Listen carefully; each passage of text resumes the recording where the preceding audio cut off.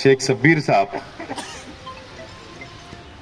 मंच पे तशरीफ फरमा मेरे बड़े अब्बा शेख रफीक साहब, और मंच पे तशरीफ फरमा हमारे मोहल्ले के तमाम ही जिम्मेदारान, मेरे सामने बैठे तमाम ही हमारे बुजुर्ग हजरात, तमाम ही नौजवान साथी, दोस्तों और साथियों, सबसे पहले मैं मेरी जानिब से आप आए हुए तमाम ही मेहमानों का मैं इस्तकबाल करता हूं और आप लोगों का शुक्रिया अदा करता हूं। आज हम लोग मालेगांव शहर के लिए एक तारीखी प्रोग्राम के अंदर सब लोग आज हम लोग यहां पर जमा हुए हैं और मालेगांव शहर का पहला नो प्रॉफिट नो लॉस, वैसे नीट सेंटर, स्टडी सेंटर बहुत शहर में है, लेकिन नो प्रॉफिट नो लॉस के ऊपर शेख रशीद साहब के नाम से हम लोग यहां पर आज 3 करोड़ रुपया के फंड से संग बुनियाद रखने के लिए आज हम लोग मौजूद हैं। शेख रशीद साहब का इंतकाल हुआ और शेख रशीद साहब का सियासी सफर इसी मोहल्ले से शुरू हुआ। काउंसिलर शेख रशीद साहब बने, सदर बल्दिया बने, मेयर बने, एमएलए बने और 40 साल सियासी जिंदगी समाजी काम में, शहर के विकास के लिए, शहर के डेवलप के लिए, शहर के गरीबों के लिए, शहर के अमीरों के लिए, शहर के मजदूरों के लिए, शहर के बुनकरों के लिए, हर वो खास वो आम आदमी के लिए शेख रशीद साहब ने अपनी 40 साल सियासी जिंदगी आवाम के लिए वक्फ की। और एक इत्तेफाक देखो आप कि जब शेख रशीद साहब का 40 साल हम लोग ने जश्न बनाया तो इसी मुकाम के ऊपर बनाया, यही मंच लगा हुआ था और यही शहरी इस्तकबाल शेख रशीद साहब को हमने दिया। और वो आखिरी प्रोग्राम था, उसके बाद शेख रशीद साहब की तबीयत बिगड़ने लगी, खराब होने लगी और उसके बाद शेख रशीद साहब हमको छोड़कर दुनिया से चले गए। काफी हमारे साथियों ने, काफी हमदर्दों ने कई तजावीज हमारे अपने पास लाई कि शेख रशीद साहब के नाम से ये फला रास्ता रखना है, फला मोहल्ले का नाम रखना है, फला इमारत का नाम रखना है, फला हॉल का नाम रखना है। लेकिन मैं और हमारे तमाम ही परिवार के लोगों ने उनसे माजरत चाही कि रुकिए, हमको ऐसा एक काम करना है जो हमारे शहर के आने वाले, हमारे कौम के बच्चे, हमारे शहर के मुस्तकबिल, उनके लिए हम कुछ तालीमी काम करना चाहते हैं। इसके लिए आप थोड़ा सब्र कीजिए। और अल्लाह का करम है, मैं इस मौके पर अजीत दादा पवार साहब का भी शुक्रिया अदा करना चाहता हूं। जिस वक्त तो मैंने लेटर दिया और अजीत दादा पवार साहब से कहा कि शेख रशीद साहब का इंतकाल हो गया और हम ये चाहते हैं कि शहर के अंदर एक स्टडी सेंटर उनके नाम से कायम हो, उन्होंने 3 करोड़ रुपया अपने हिस्से का, मैं क्या बोल रहा हूं साफ तौर पर, अपने हिस्से का 3 करोड़ रुपया माइनॉरिटी फंड जो उनको मिला था, उन्होंने अपने हिस्से का 3 करोड़ रुपया शेख रशीद साहब के नाम से वक्फ किया और उसको मंजूरी दी। हमने उसकी पूरी कानूनी प्रोसीजर की और हमने ये जगह चॉइस की और ये 11,500 स्क्वायर फीट के म्युनिसिपल कॉर्पोरेशन की जमीन के ऊपर आज हम लोग इसका संगे बुनियाद रखने के लिए सब लोग जमा हुए। नदीम सर ने और काफी हमारे साथियों ने मशवरे दिए, बिल्कुल सच बात है। सिर्फ इसको नीट क्लासेस का नाम हम लोग अखबारात के जरिए हम लोगों ने फ्लैश किया, आवाम तक पहुंचाया, लेकिन हमारा ये मकसद है, जो दावतनामा, ये जो इश्तिहार हमने छापा है अखबारात के अंदर, हमारा ये मकसद है। सबसे पहले तो मैं इसकी खुसूसियात क्या है मैं ये बताना चाहता हूँ। ये 8 कमरा होगा यहाँ पर, बड़ा बड़ा 8 कमरा स्टडी सेंटर जो क्लासेज चलेगी। एक ऑडिटोरियम होगा जो शेख खलील मरहूम उनके नाम से ऑडिटोरियम का नाम रखा जाएगा, जो 200 चेयर का होगा, जिसमें कंबाइन लेक्चर बच्चों के लिए वहां पर करवाए जाएंगे, ताकि बाहर से कोई अगर मेहमान आए तो उन लोगों को अच्छा ज्ञान दे सके, उन लोगों को अच्छा लेक्चर वगैरह दे सके। इसके लिए एक ऑडिटोरियम ऊपर होगा। उसके बाद लड़कियों के लिए बिल्कुल रास्ता अलग होगा। लड़कियों के लिए बैठने के लिए बाहर स्पेस हमने रखा है, उसके अंदर छोटा गार्डन हम लोग बना रहे हैं। लड़कों के लिए रास्ता बिल्कुल अलग होगा। लड़कों के लिए एक छोटा गार्डन हम लोग अंदर नीचे बना रहे हैं, और इसी के साथ साथ स्टाफ के लिए जो वहां पर हेड होगा, उनका क्लासरूम रहेगा, उनका ऑफिस रहेगा। स्टाफ जो रहेगा, जो टीचर्स रहेंगे, जो बच्चों को तालीम देंगे, ट्यूशन देंगे, उन लोगों के लिए सेपरेट हम लोगों ने क्लासरूम, स्टाफ रूम हम लोगों ने उसके अंदर रखा है। और इसी के साथ फ्यूचर के अंदर हमने चाल छोड़ी है कि जैसे जैसे आगे बढ़ेंगे वैसे वैसे इमारत को बढ़ाकर जैसे जैसे जरूरत लगेगी वैसे हम लोगों ने चाल छोड़ा। इस तरीके से वॉल कंपाउंड रहेगा, सीसी कैमरा पूरा लेस रहेगा, और इसके अंदर फर्नीचर भी रहेगा बच्चों के लिए बैठने के लिए, स्टाफ के लिए, क्लासेस के लिए, बच्चों के लिए।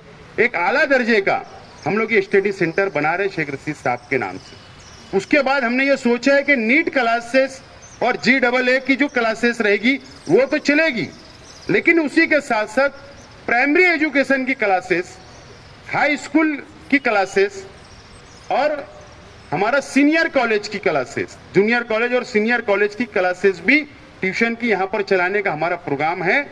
और हम लोग इसको आगे लेकर बढ़ेंगे, और सबका टाइमिंग बिल्कुल अलग अलग होगा। लड़कियों के लिए अलग टाइमिंग, लड़के के लोग की अलग टाइमिंग, और ये टाइमिंग से लेकर हम लोग इसको चलाने वाले हैं। खास तौर पर मैंने इससे पहले भी बार बार ये ऐलान किया हूं, आज दोबारा बोल रहा हूं कि ये हमारा अपना जो मकसद है, नो प्रॉफिट नो लॉस। जो टीचर्स का स्टाफ होगा, जो पावर बिल आएगा, जो मेंटेनेंस लगेगा, साफ सफाई का जो स्टाफ का पगार रहेगा, वो पूरा हम लोग एक करके और बच्चों पे डिवाइड कर देंगे, ताकि उसके अंदर नो प्रॉफिट नो लॉस के ऊपर सिर्फ हो सकता है जहां पर 1 लाख रुपया नीट के लिए अगर बड़ी जगह जाएगी तो 1 लाख रुपया साल का लगता है, साल का। हम लोग हो सकता है 10,000 रुपये में कर दे साल, इतना उसका डिफरेंस होगा। उसका इतना डिफरेंस हम लोग रखने वाले, हो सकता 15 में हो जाए, ये डिफरेंस उसके अंदर रहेगा। और जो भी क्लासेस चलेगी वो नो प्रॉफिट नो लॉस पे चलेगी। हमारा मकसद रुपया पैसा कमाना नहीं है, हमारा मकसद ये शहर के बच्चों को, ये शहर के गरीबों के बच्चों को, ये शहर के मजदूरों के बच्चों को, छोटा मोटा धंधा व्यापार करने वालों के बच्चों को हम ये चाहते हैं कि वो भी डॉक्टर बने, वो भी इंजीनियर बने, और वो भी तालीम हासिल करे, और वो भी आगे बढ़े, और वो भी वक्त के साथ में चले, वो पीछे ना रह जाए, और अमीर का बच्चा आगे ना निकल जाए। ये हमारा अपना मकसद है, और इस मकसद से, ये नेक मकसद से हम लोग आज इसका संग बुनियाद हम लोग रख रहे हैं। ये हमारा अपना मकसद है, इस हिसाब से आज हम लोग संग बुनियाद यहाँ पर रख रहे हैं। इंशाअल्लाह ये तामीरी काम की हमारी कोशिश होगी, आने वाला तालीमी साल शुरू होने से पहले ये मुकम्मल हो, ताकि आने वाले तालीमी साल से हम लोग इसको स्टार्ट ले सके। और ये हम लोग मोहल्ले के लिए और शहर के लिए ये कंबाइंड स्टडी सेंटर होगा। सिर्फ ये मोहल्ले का रहेगा ऐसा नहीं है, बल्कि कहीं का भी बच्चा आएगा तो उसके लिए हम लोग तैयार है। एक गुंजाइश हमने इसमें और रखी है कि अब अगर बहुत ही गरीब का बच्चा आ गया, उसके पास 10 और 15 हजार रुपया भी देने की अगर उनके पास पोजीशन नहीं है, तो उसके लिए क्या, वो नहीं छूटना चाहिए। तो हमने ये तय किया कि वो बच्चे का भी एडमिशन लेंगे, लेकिन हम क्या करेंगे, कोई साहिब हैसियत है उससे बात करेंगे कि ये बच्चों की तालीम का खर्चा आप उठा लो, आप इसको गोद ले लो, लेकिन इसको तालीम दिला दो, ताकि उसका सवाब आपको भी मिलता रहे। ये हमारा अपना मकसद है। इस हिसाब से हम लोग इसको प्रोग्राम बना के आगे चल रहे हैं, ताकि ये शहर के जो हमारे नौजवान आने वाली नस्ल है, इसका इनको फायदा भरपूर मिलना चाहिए।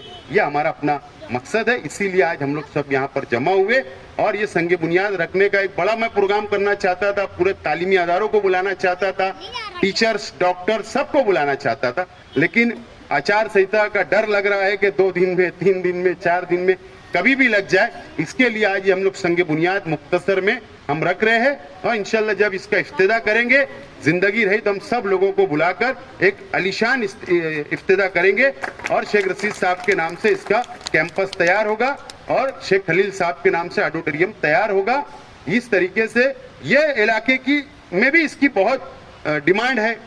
ये इलाका अल्लाह का करम है कि बहुत अच्छा डेवलप होता जा रहा है। शेख रशीद साहब की देन है, हमारे कॉर्पोरेटरों की मेहनत है, ये बहुत अच्छा डेवलप हो रहा है। बच्चियां बहुत जगह उधर अगर रोड क्रॉस करके लड़कियों को जाना पड़ता है, तो लड़कियां यही रह जाएगी, क्लासेस मिलेगी, इलाके का डिमांड होगा।